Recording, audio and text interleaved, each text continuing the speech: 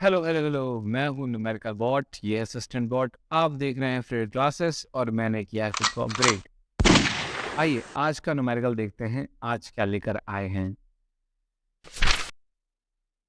तो क्वेश्चन कुछ इस प्रकार से है, consider nitric acid is use in laboratory work is 68% nitric acid by mass in aqua solution. ठीक है ना, उसके आगे देखा है what should be the molarity of such a sample of acid if the density of the solution is 1.504 ग्राम पर ML.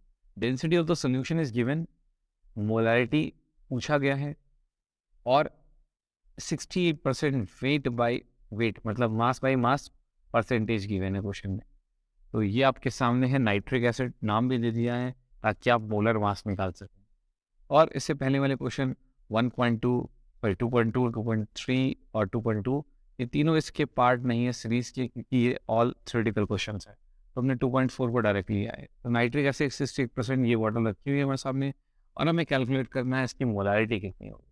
तो question में क्या गिवन है सबसे पहले, तो क्वेश्चन में गिवन है 68%, mass by mass percentage given है, तो मास of solute by mass of solution. तो इसका मतलब क्या हो गया, इसका मतलब निकलता है कि मास ऑफ सोल्यूट जो होगा वो 16 ग्राम होगा अगर मेरा मास ऑफ सोल्यूशन 100 ग्राम हो जाए।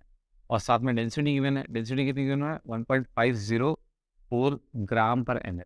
इतना डेटा क्वेश्चन में आपके गिवन है। मास बाई मास परसेंटेज यानी मास ऑफ सोल्यूट और मास ऑफ सोल्यूशन गिवन है और डेंसिटी गिवन है। डेंसिटी दे क्यों रहा है, क्योंकि मास दे रखा है ऑफ सोल्यूशन, जबकि मुझे चाहिए होगा क्या, वॉल्यूम ऑफ सोल्यूशन। तो उसको निकालने के लिए डेंसिटी दे रखी है। नाम क्यों दिया नाइट्रिक एसिड, नाम क्यों दे रखा क्वेश्चन में, ताकि आप जान सको मोलर मास क्या होगा।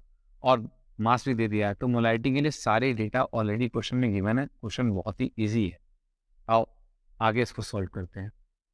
अब मोलैरिटी का फॉर्मूला क्या होता है, तो molarity capital M is equal to क्या हो जाता है, moles of solute divide by volume of solution in litre.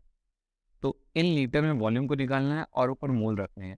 अब मोल्स को खुद ही हम एक छोटे फॉर्मूले में तोड़ सकते हैं, क्योंकि मोल्स का फॉर्मूला क्या होता है, moles equals to mass of solute जो कि हमने निकाल लिया है 16 ग्राम, और मोलर मास ऑफ सोल्यूट जो कि हमें नहीं पता नाइट्रिक एसिड का, हमें निकालना पड़ेगा।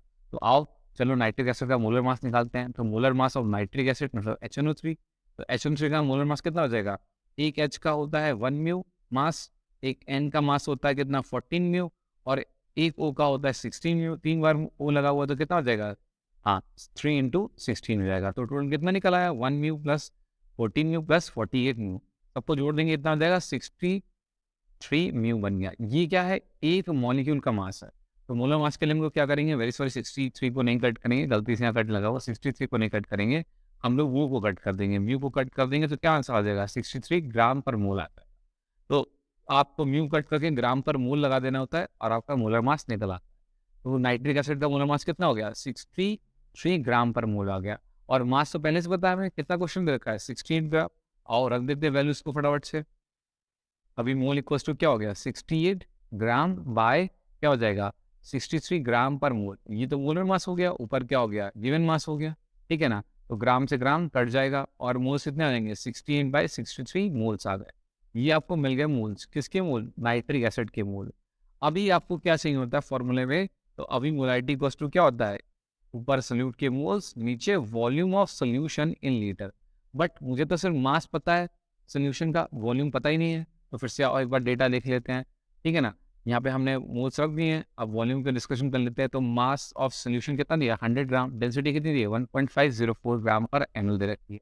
डेंसिटी का फॉर्मूला क्या होता है, density equals to mass by volume होता है। तो वॉल्यूम इक्वल्स टू क्या हो जाएगा, हाँ मास बाय डेंसिटी जाएगी। अब मास आपको पता ही है, डेंसिटी आपको क्वेश्चन में गिवन है, दोनों वैल्यूज को उठा के रख देते हैं। तो वॉल्यूम इक्वल्स टू क्या हो गया 100 ग्राम जो कि मास है सोल्यूशन का, और डिवाइड बाय डेंसिटी 1.504 ग्राम पर एमएल। ग्राम से ग्राम कैंसिल आउट हो जाएंगे और क्या आ जाएगा, हाँ वॉल्यूम इक्वल्स टू आ गया 100/1.504 ml आ गया। बट एज यू नो कि मोलारिटी के फॉर्मूले में तो वॉल्यूम लीटर में आना चाहिए, तो मुझे 1000 से डिवाइड करना पड़ेगा। तो क्या हो जाएगा, वॉल्यूम इक्वल्स टू, हाँ अब हो गया 100/1.504 डिवाइड बाई 1000 लीटर हो गया।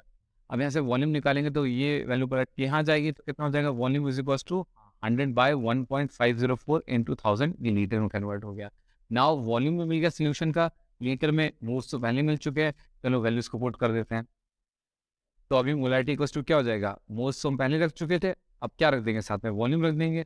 तो देखो ये नीचे है, ठीक है ना, ओके, ये मेन बार है, ये मेन बार के जो नीचे बार है उसके नीचे लिखा हो, तो पलट के कहाँ चला आता है, ऊपर आ जाता है।